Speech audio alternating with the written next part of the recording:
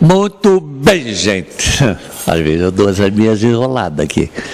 Hoje o nosso programa no Ponto, a conversa hoje ela vai ser um pouco já mais voltada à educação. Que os nossos convidados que estão me ladeando pertencem a um núcleo, um dos núcleos setoriais da Associação Empresarial de Brusque, coordenados pela consultora Bernadette Loos Moritz. E esse núcleo, então, ele é das escolas, né, qual domina que é o presidente? Qual é o nome completo do núcleo, né? Núcleo das Instituições Educacionais de Brusque. Eu sou o coordenador. Então, coordenador, dá um panorama, né, qual é a finalidade de entidades e outras atividades profissionais se reunirem em núcleos setoriais. Muito bem. A importância do associativismo e de trabalhos conjuntos, nesse caso do núcleo das escolas, das instituições educacionais de Brusque, é justamente fazer trabalhos integrados, intercâmbios de propostas. E o nosso foco principal é a educação, seja ela a educação básica, seja ela a educação superior, seja ela a educação profissional, considerando que temos aí escolas desses vários níveis de educação. Então hoje nós somos em 11 escolas, né, 3 escolas superiores e as demais da educação básica, profissional. Nós temos aí intensificado as ações do núcleo. Então, qual é a finalidade fundamental do núcleo? A importância de tomarmos decisões e de resolvermos as problemáticas educacionais possíveis no âmbito dessas escolas. O que é possível fazer desde as atividades curriculares, desde as propostas de formações continuadas, das ações comuns, da troca de experiências. Então, todas as atividades com o fim de melhorar a qualificação da educação, da aprendizagem, do ensino e especialmente da formação e da valorização do magistério, nós temos empenhados várias atividades no decorrer dos anos, né? Então, esse ano já aconteceram algumas, temos outras programadas ainda para acontecer no decorrer do ano. Hoje mesmo tivemos uma atividade dessas, que foi uma reunião, e após a reunião nós temos uma atividade bimestral que se chama Café com Formação. E nós fizemos hoje, cujo professor Leandro, que está aqui ao meu lado, foi lá e fez também a sua participação, onde nós discutimos temáticas que são pertinentes à área da educação de interesse comum dessas instituições. Isso já conseguiu extrapolar o núcleo e chegar, por exemplo, às autoridades constituídas ou a própria direção das escolas para mudar, para começar a atualizar um pouco a forma do ensino, né? Porque e já complementando também, porque eu acho não, tenho certeza. A palavra acha uma coisa, mas de repente pode ser mudada, que foi uma argumentação que vem contrário. Que a palavra educação, também eu acho que está na hora de começar a tirar do ensino, né? Porque educação é uma coisa que se entende o comportamento em casa, etc. Depois até o professor de filosofia pode até falar sobre isso depois. Mas vocês extrapolam a reunião depois para ir para a prática, lá na sua... Nós, tanto na própria constituição do grupo, nas próprias atividades, a gente procura extrapolar, como também cada instituição leva, cada diretor, cada coordenador leva a sua instituição para que isso realmente lá provoque modificações. Então vamos reportar a palavra educação. Educação é um termo de origem... cujo significado é educare, do latim, que significa trazer para fora, externar. Então, a educação, ela se refere sim a valores, se refere sim a comportamentos, mas nós trabalhamos também com o conhecimento, com a investigação, né, que nós defendemos, que é o conhecimento que vai proporcionar transformação de vida de pessoa, do indivíduo, e essa transformação, por sua vez, vai transformar a sociedade. Então, falando assim do extrapolar, que você perguntou, uma das questões fundamentais que nós temos trabalhado e continuamos trabalhando com formação continuada é em relação às metodologias de ensino, por exemplo. Então, hoje nós temos uma realidade assim. Nós temos hoje alunos do século XXI, professores do século XIX e escola do século XVIII, para ser otimista. De modo geral, vamos dizer assim. Né? De modo geral, né? Nós temos visto aí experiências belíssimas que têm aparecido no Fantástico, assim também como outras experiências não tão positivas.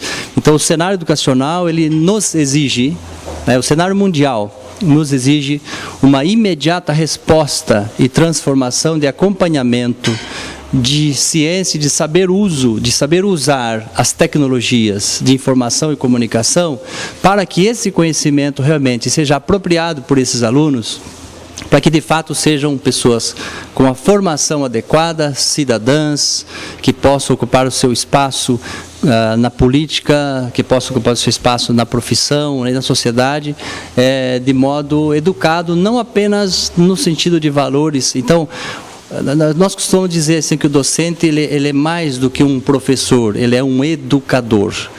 Porque isso é um termo mais geral, a gente diz holístico, ele é mais genérico e implica em postura, em compromisso, em responsabilidades, ele implica que o professor hoje ele tem um papel fundamental na sociedade brasileira. Infelizmente, historicamente não é tão valorizado assim na sociedade brasileira, mas o professor é a pessoa que faz e deve fazer a diferença na transformação social.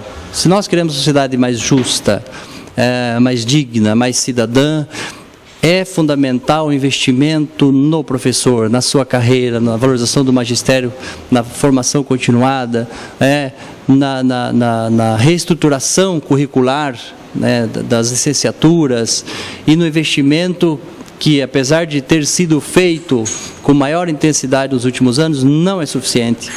Nós, infelizmente, defendemos muito a educação, mas ainda é muito palco de candidatura política.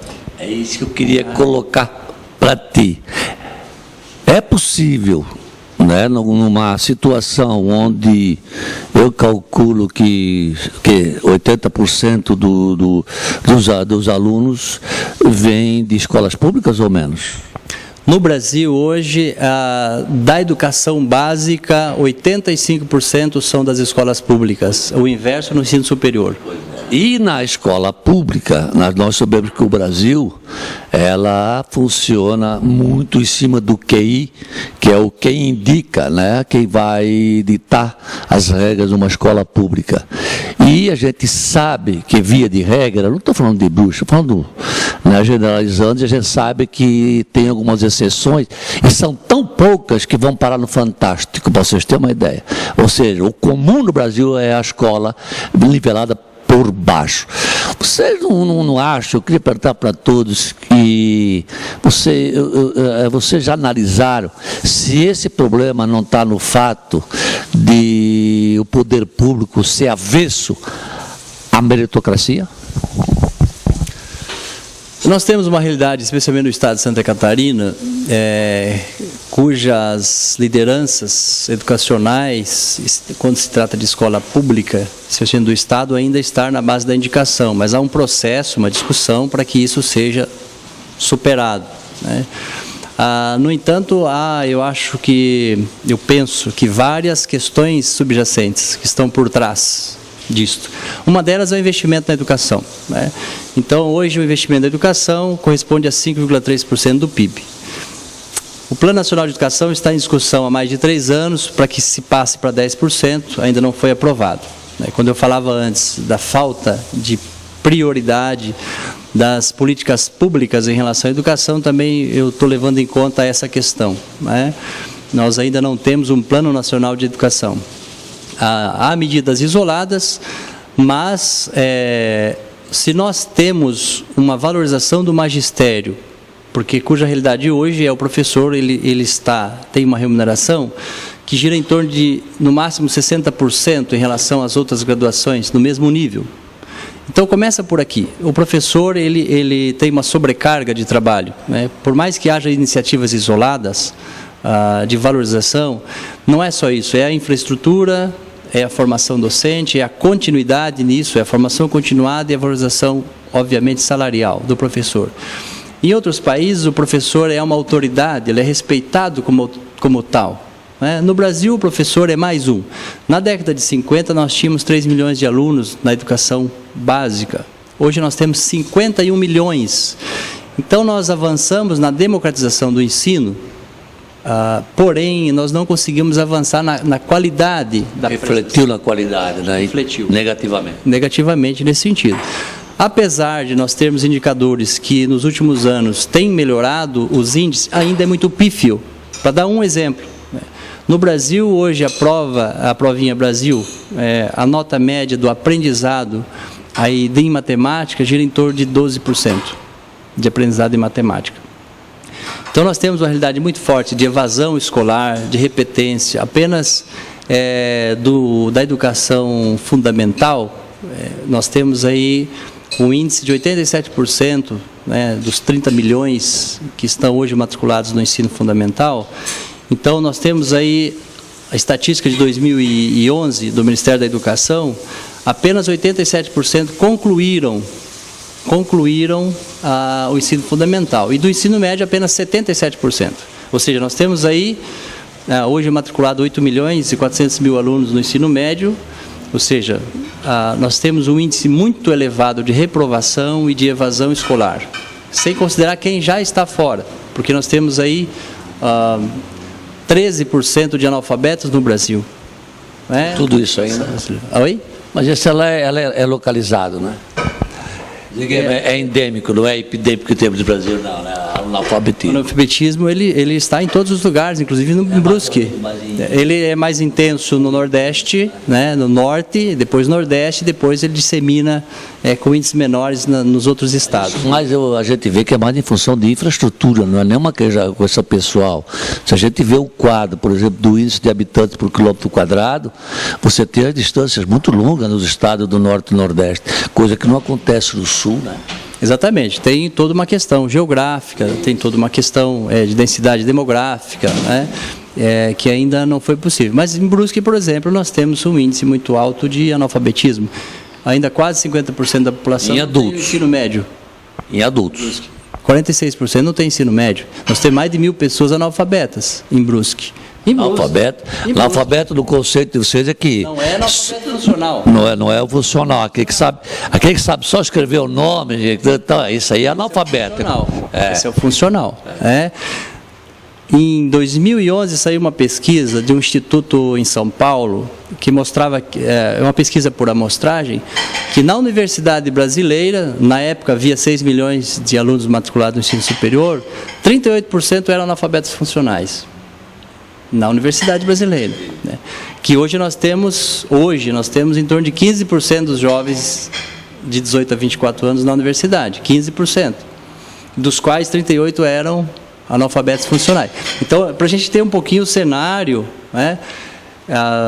enfim, hoje há muitas propostas, inclusive do governo federal, com o PIBID, que é um programa de apoio à docência, que tem o Par Fora, existem vários programas que têm tentado trazer para a responsabilidade para o poder público, porque hoje o ensino superior 75% está na mão das privadas, para garantir essa educação formal para a sociedade brasileira. Então, tu trabalhas na Unifeb? Eu sou pró-reitor de ensino da Unifeb e coordenador do núcleo das escolas. Eu trabalho. A Mara trabalha no SENAC. Isso. Qual é a tua função? Eu coordeno o núcleo educacional do SENAC, aqui em Brusque. Esse núcleo educacional, ele engloba todos os cursos. Vocês também estão incluídos naquele programa do governo federal também do... Pronatec, sim. É verdade que tem falta de aluno? Temos, a gente abre turmas, principalmente no período da tarde, no período vespertino. Temos turmas de moda, design, administração, contabilidade e geralmente a gente precisa ir atrás desses alunos, mesmo sendo gratuito, eles recebendo um auxílio estudantil. Já recebe auxílio transporte e tudo, né? Eles ganham R$ 2,00 por hora aula. São 4 horas para cada dia. E a idade é de 14 a 24? Eles têm que estar no ensino médio, de preferência no terceiro ano, né? Isso, 16 anos. De 16 aos 24 anos, né? Parece que... Esse é o programa de aprendizagem, que aí eles vão para a empresa e ficam no Senac uma parte. Até que é pouco diferente? O É diferente dele com aprendizagem? Aprendizagens são para jovens de 14 a 24 anos que não tiveram carteira assinada ainda. Então eles ficam no Senac durante 2 dias na semana estudando e 3 dias eles ficam na empresa trabalhando. Então eles têm a parte teórica e a parte prática e eles recebem por isso, né? Eles têm um salário mensal, é com carteira assinada. E o Pronatec é para alunos do ensino médio, para o curso concomitante, onde eles vêm para o Senac à tarde, estudam no ensino médio ou à tarde ou à noite, e temos o subsequente também, que são jovens que fizeram o Enem no ano passado, podem se inscrever para os cursos que tem agora esse ano. Esse, digamos, seria um paliativo que o governo federal arrumou, né, para fazer valer uma lei onde o menor não pode trabalhar e tem que estar ocupado na escola o dia inteiro. Né, e para o Brasil não ter escolas com esse perfil, então esse programa veio para complementar, para fazer com que a pessoa realmente tenha oportunidade, só que ele não está exigindo obrigatoriedade, né? O jovem ele tem uma oportunidade, né? E depende também do interesse dele de procurar, de vir fazer esse curso, e está sendo importante para que eles já conheçam uma profissão e depois possam se encaminhar para uma faculdade também, né? Nessa área. Eu acho muito interessante. Eu sempre fui um fã muito grande do tecnólogo. Né? Eu penso que a universidade, ela no Brasil, ela ficou, as boas universidades ficaram um pouco distantes da população, como modo geral, por questões financeiras. Então, o tecnólogo, programa como esse, ter o SESC, ter o Senac, ter o Senai, né, ele teria... Esses programas são cursos técnicos. Tecnólogo é superior. Aliás, o tecnólogo, mas o Senai tem tecnólogo também, né, que vai ao superior. Tem um em parceria com a Unifeb, o tecnólogo superior. A gente fala tecnólogo, mas é verdade, tem razão. O técnico é o ensino médio, exatamente. Mas é uma ideia que nós temos que insistir. Só que a política está aí, né? Hoje o empresariado está quieto perante as barbaridades que estão sendo feitas com o dinheiro público, porque o governo fica ameaçando de suspender os recursos do Sistema S. Aí essas grandes corporações que dominam o Brasil e que chamam-se de empresários, que para mim não são empresários, são picaretas, mas enfim, né, ele vive das mordomias e esses recursos, 2% da folha de pagamento, tem que ficar na mão das mordomias, nessas federações, confederações e coisa que o valha, e deixa de vir para onde mais interessa, que é a educação básica, e daí sai. E aqui nós temos representados hoje, então no caso, o curso universitário, né, que o Claudio faz parte da Unifeb, a Mara, que é de escolas profissionalizantes. Né? Sim, ensino técnico. E desculpa o seu nome. Otto.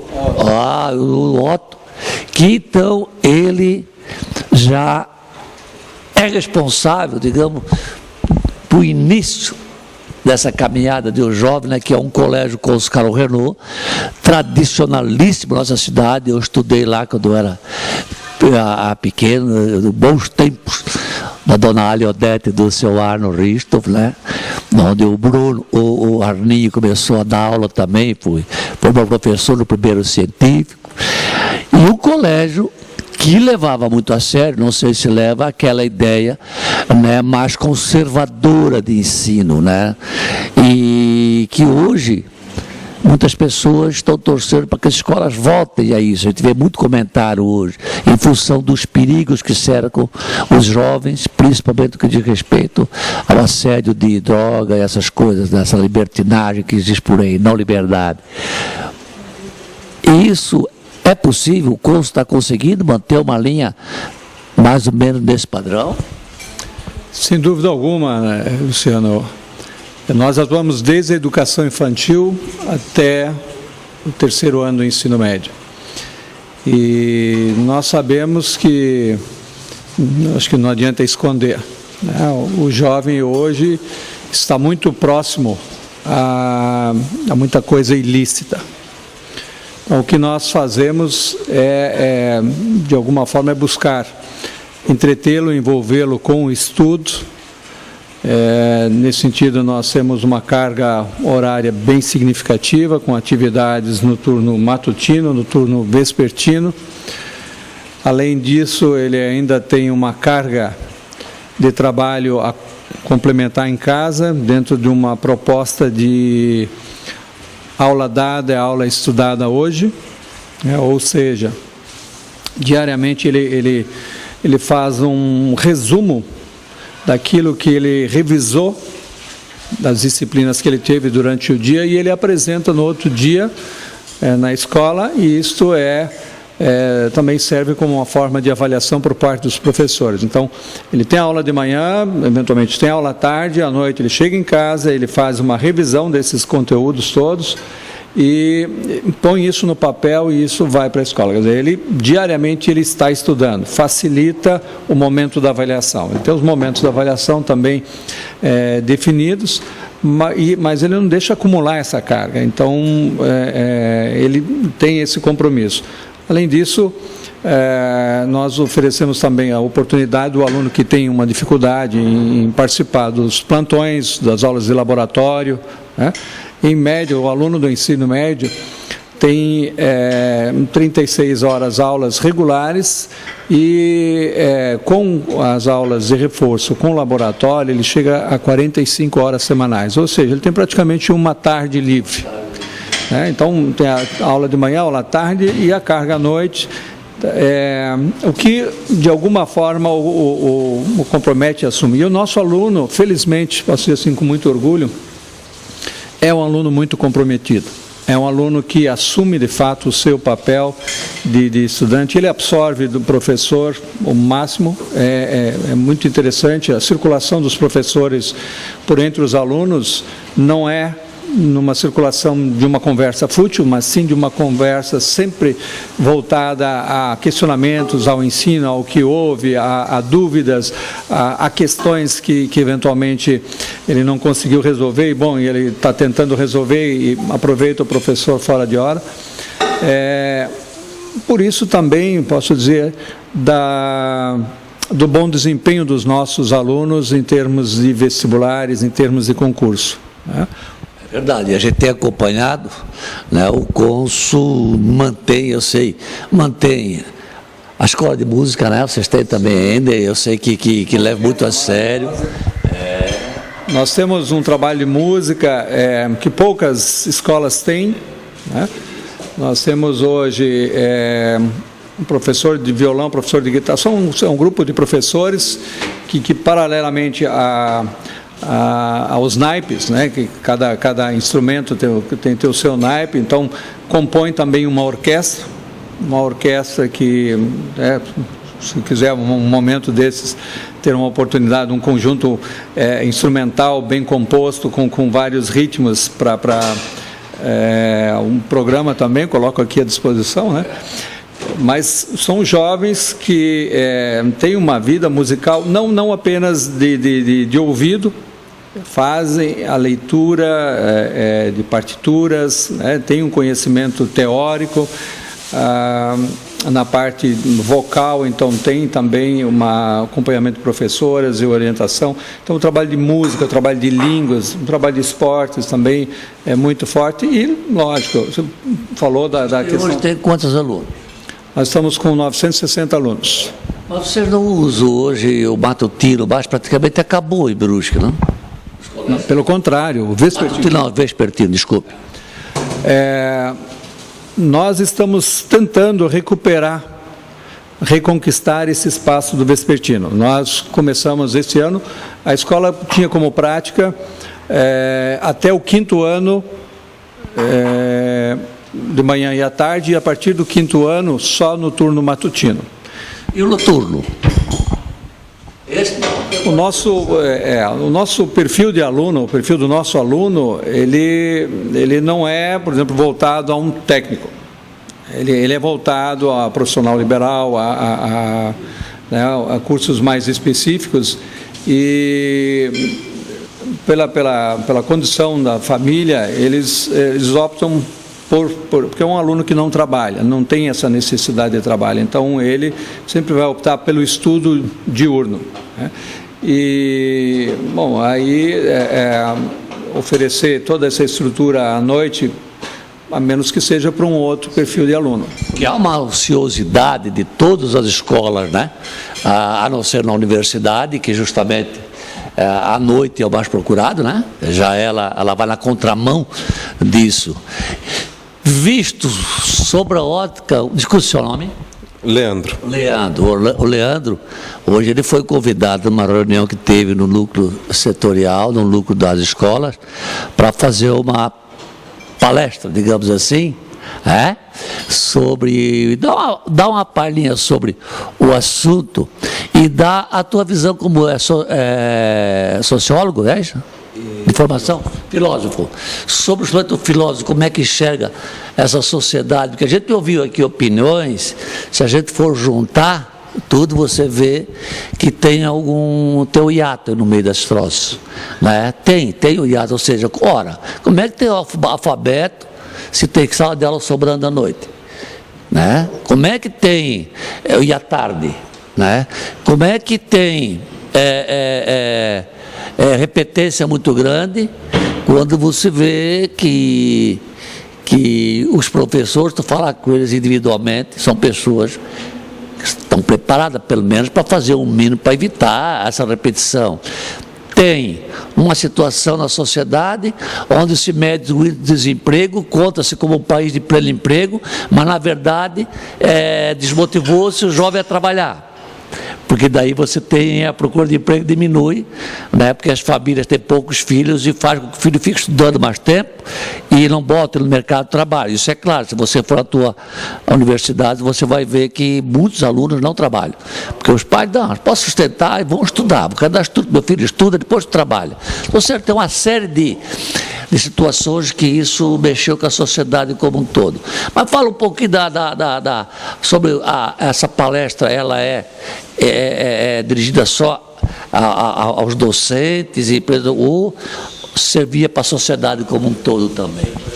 Bom, muito obrigado pelo convite. Essa palestra eu fui convidado para conversar com os participantes desse núcleo. Então, o público-alvo ao qual eu me dirigi foi basicamente professores ou gestores de instituições educativas. A questão foi trabalhar sobre a interdisciplinariedade, justamente porque um dos termos que está na moda ultimamente. Então, justamente precisamos nos deter e conversar um pouco a respeito. Então, ou seja, a diversificação de como agir, e cada lugar tem um comportamento diferente, digamos, não pode ser uma coisa só. Ela diversifica, ela tem cada instituição, avaliando sua necessidade, sua proposta, seu projeto, vai ter que pensar sua proposta particular. Então, um pouco tem a ver com que é preciso formar, de forma geral, como um colégio, como o cônsul, ainda é muito importante a formação geral. A gente não pode lançar mão da formação geral. Ao mesmo tempo, se precisa que os jovens comecem uma orientação mais voltada para o mercado de trabalho, quanto antes eles ficam mais motivados, como o SENAC, por exemplo, ou outros colégios, também é necessário. A questão é como é que se articulam estratégias. Agora, a questão é como também chegam esses jovens, depois também há outras instâncias de formação, como é na Unifeb. Então, por exemplo, recentemente fui contratado pela Unifeb, eu sou professor de filosofia e leciono nessa área. E eu destaco para os alunos, para os estudantes das turmas que eu leciono, justamente essa proposta institucional do Unifeb, que mesmo em cursos, eu leciono no direito, por exemplo, primeira fase, e leciono no design gráfico, na quinta fase, ou seja, cursos tradicionais, profissão liberal e curso mais orientado ao mercado atual, mais técnico. eu mostro para eles, ambos cursos têm filosofia, têm sociologia, e é fundamental. A Unifeb um pouco vai na contramão dessa proposta que já vem sendo questionada da outra especialização, da hipersegmentação do saber e do conhecimento. E uma coisa que tem a ver não apenas pelo próprio valor do conhecimento das áreas das humanas, senão o próprio mercado está exigindo isso, está exigindo profissionais com capacidade de uma visão mais panorâmica, mais crítica e reflexiva, e ao mesmo tempo mais adaptáveis, mais maleáveis. Ou seja, de repente a empresa decide mudar o layout da sua produção. Se tem aquela super especialização, vários funcionários vão ficar sem trabalho, sem emprego. Então a ideia é a possibilidade de saber reinventar a realidade. Então eu acho que a área das humanas oferece um background de ferramentas muito importante se a gente pensar no instrumental do conhecimento. Agora, se a gente não pensar apenas no uso instrumental, o conhecimento tem valor em si mesmo. Simplesmente pelo fato de saber algumas discussões, a existência de alguns pensadores e por aí fora.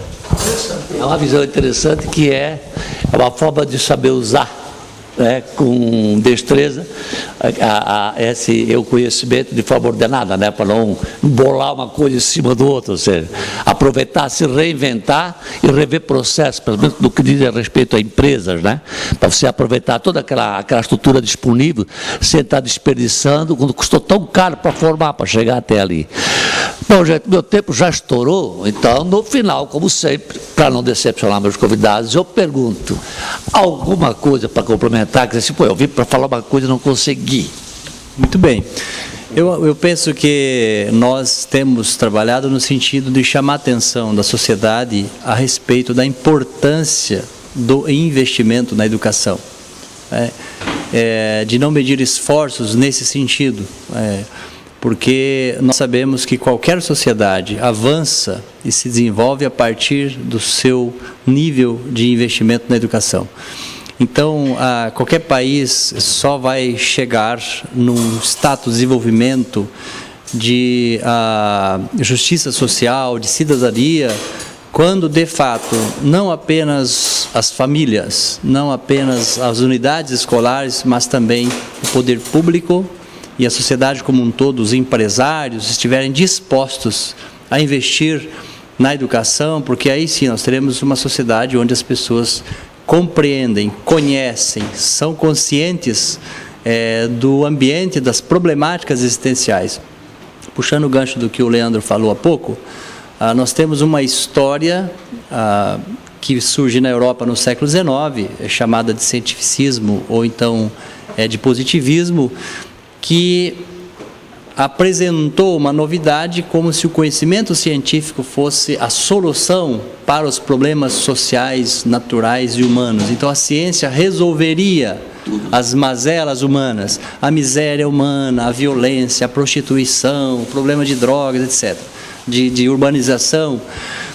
Hoje, passados 2 séculos, nós percebemos que as civilizações estão vivendo um caos, que é de insegurança, que é de problemas de saúde, que é de mobilidade, que é de moradia, de infraestrutura, enfim, né, de destruição ambiental dos rios, da mata. Então nós precisamos de ter uma formação cuja a experiência do estudante, ao ter conhecimento, compreenda que ele não pode ser um robô, um executor de tarefas. Por isso a gente defende tanto a formação geral, conjuntural, global, holística, que é justamente não apenas a formação profissionalizante, mas é a formação nas áreas das humanas, para nós refletirmos a atual circunstância e situação que vivemos no Brasil e no mundo, que é a problemática existencial que nos envolve. Então, a educação precisa dar respostas a esses problemas, a esses conflitos, para nos ajudar enquanto pessoas. Senão, o conhecimento científico terá sido em vão. Perfeito. Algo? Agradecer a participação, né, a oportunidade. Isso. Tá bom. Seu voto?